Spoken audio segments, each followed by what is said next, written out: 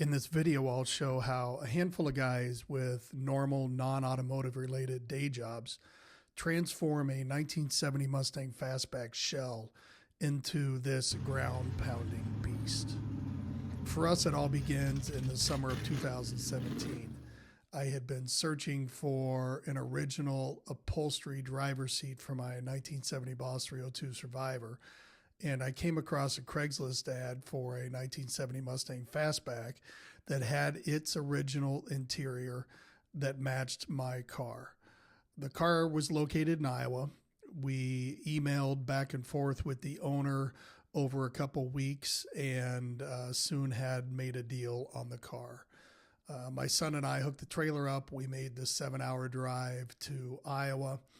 And although the car was dusty and parked in a barn, I don't in any way consider this one to be a barn find. It was simply a project that had stalled and sat for a decade. I had seen all the photos. I knew that though it was a complete car, as it sat, it was pretty much just a shell with parts that were scattered all over the place. The good news was they had already reskinned the doors, they had done work in the engine compartment, and they had completely replaced all the floors. So much of the expensive bodywork had already been completed. When we arrived, we looked everything over. It was exactly as the owner had described. So we did the necessary paperwork, paid for the car, and then began figuring out our strategy to load it and the endless boxes of parts. Loading the car took all of 10 minutes. It was easy. It took us another 3 hours in the Iowa heat and humidity to load all of these parts. When we were done, we said our goodbyes, and then we hit the road back to Michigan. On the drive back, we talked a lot about what we would want to do with this car. It wasn't a Boss, it wasn't a Mach 1, and we knew the 302 engine was not original to the car, so we felt we pretty much had a clean slate to do whatever we wanted to with it. Fast forward 6 months or so to the winter of 2018, and we had a plan and many, many new parts to hang. The plan was simple, modernize everything that people can't see. John at Open Tracker Racing in Northern California hooked us up with everything to modernize the entire suspension. Borgeson power steering setup, Global West subframe connectors, Open Tracker's own roller spring perches, and many, many more components. In addition, we added a hydraulic clutch, 4-wheel disc brakes, 389 posi to the 9-inch rear end, a T5 world-class 5-speed transmission, and a new-to-us 302 engine. We spent the winter installing all these new parts as well as others and making sure that all the tolerances were right, that everything fit correctly, everything was adjusted right. And that was the base for a fantastic build that would perform and handle like a new car. In addition to installing all the parts, we finished off the bottom side of the car. Seam sealer, rubberized undercoating, everything to protect it for the years of use and abuse that it will get. We did not do anything to the top side of the car. The bottom side looked brand new, but everything on the top was completely untouched. Before we knew it, spring was upon us, so we put the Mustang away until we could decide exactly how we wanted to finish the top side of it. A friend had sent me his Shelby Daytona replica to help him get it dialed in and to sell it for him. And that car is ultimately the reason that we finished this Mustang off the way we did. The Daytona was a race car, harnesses, removable steering wheel, a cage, racing seats, push button start. It was like driving a tornado, and that was our motivation of how we wanted to finish this car. We decided to go with our own interpretation of a late 60s to early 70s Trans Am car. My son whipped up some renderings on his Forza game, and a buddy of mine who draws cartoons of cars made a few renderings as well. We now had a plan for the top side of the car, and we just needed to get it finished up. Fast forward now to December of 2019. My friend Tim completely went through the 302 engine. He also checked over the transmission and completely resealed it. While he was doing that, the car went to another friend who built the roll cage, steering column, and seat mounts. The cage is way overbuilt, but it just looks incredibly cool when you're looking through the rearview mirror or driving behind it and looking through that back window. It just looks fantastic. I'm tall, I'm 6'4", so when they did the seat mounts, they dropped the seat down a little bit further. They pushed it back further, so I've got plenty of leg room and I'm very comfortable while driving the car now. As soon as we had the car back home, we filled some unused holes in the engine compartment and interior. Sticking with the Trans Am theme, we wanted to use a splatter paint for the interior, engine compartment, and trunk. Unfortunately, feedback from paint suppliers was not positive on the products that were currently available. So after a few weeks of messing around, we came up with our own concoction, and we've been thrilled with the look and the durability of it. The best part is that the components are all available at big box stores. It still amazes me today that out of this whole build, the splatter paint is what we receive the most comments on. I'm glad people like it because it's used all over this car. After that, we reinstalled the freshly rebuilt 306 engine and T5 transmission. I love a simple looking engine compartment, and people comment on that as well. They just don't understand how long it takes to make something so simple to hide all the wires and clean everything up really well and detail it out. We found a VHT crinkle paint that really transformed the look of the valve covers and air cleaner. A little trick my son figured out is that if you use a heat gun to heat the parts up after you paint them, that adds some additional wrinkles and it looks really, really nice. Soon after the driveline was reinstalled, the car headed to my friend Adam's for bodywork and paint. Though much of the bodywork had been done by the previous owner, it still needed some quarter panel work done as well as some other odds and ends. Wimbledon white was the color choice with blacked out tail panels and hood.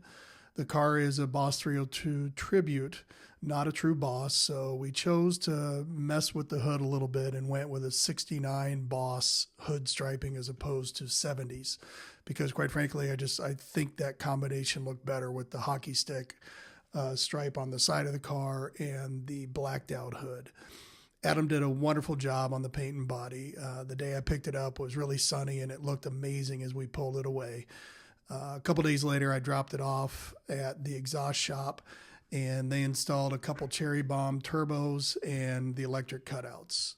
We still had not fired up the engine, so we were very excited to hear how this exhaust sounded and especially how it sounded when we opened up the cutouts. The largest task facing us was to finalize the interior, and that was no small task as it was also a shell, and we had several custom features planned to create, and we needed to build a complete wiring harness from scratch. I found cardboard to be very helpful to me when I wanted to fabricate something.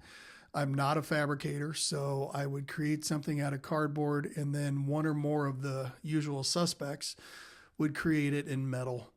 The perfect example is the instrument cluster. I created the basis of what I wanted out of cardboard.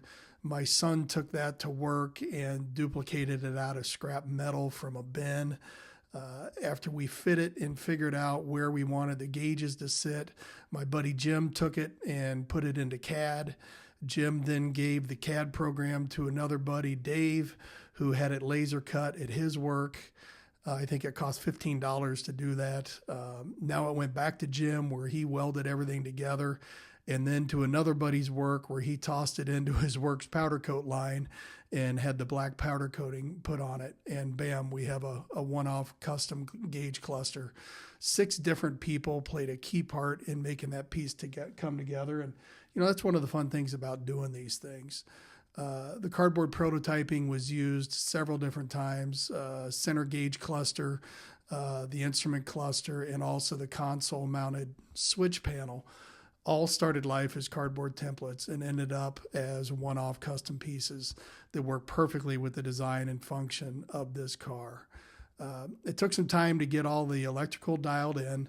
There is a lot going on and none of it is factory. All the factory switches, knobs, buttons have all been removed from the car and replaced with that center console switch panel.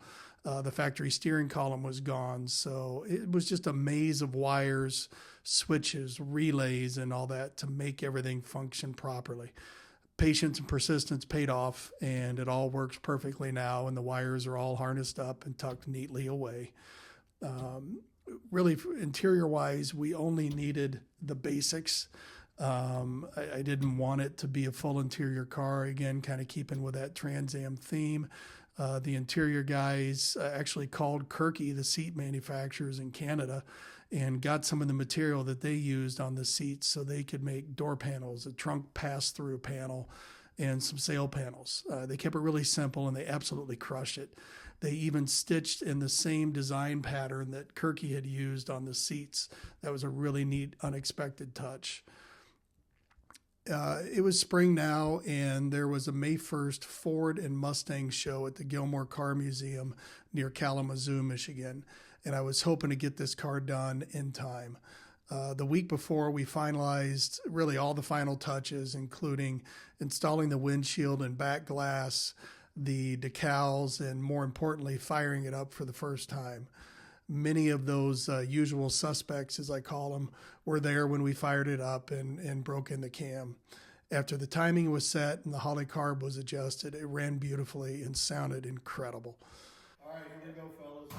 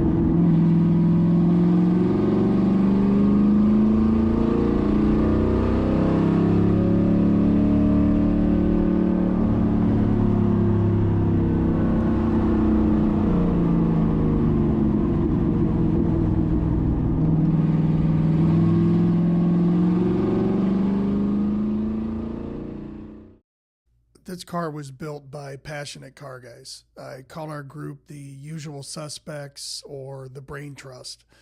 With the exception of the exhaust and the alignment, all the work was completed on our home shops. The car is amazing to drive. We built it to drive it and to enjoy it.